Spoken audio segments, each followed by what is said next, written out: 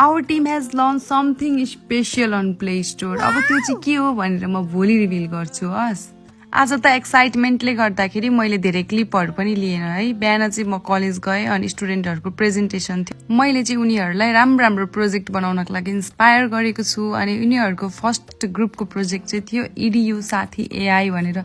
सुन्दाखेरि एकदमै इन्ट्रेस्टिङ छ। यसको बारेमा म सधैँ हजुरहरूलाई थोरै थोरै अपडेट दिन्छु है।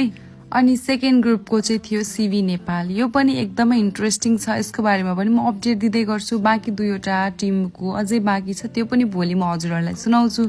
जे होस्, आज मेरो स्टुडेन्ट्सहरू हल्का प्रोडक्टिभ भए भनेर मलाई एकदमै खुसी लागेको थियो। त्यसपछि घर आएँ, खाना खाएँ, अफिस जानको लागि रेडी भएँ।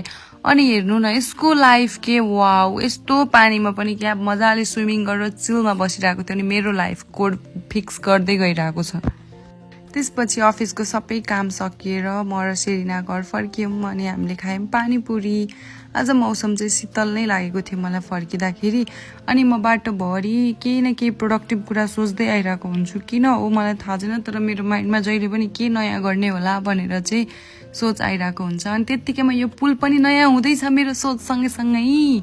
अनि नि आज मेरो साथी विनोदको बर्थडे थियो। मलाई पनि बोलाएको थियो विनोदले, तर त्यहाँनिर बोइज पार्टी थियो, सो म गइनँ। अनि उसले केक पठाएको रहेछ अनि मेरो साथीले केक ल्याइदिएको थियो। केक खाएँ मैले। अब म हजुरहरूलाई भोलि भेट्छु।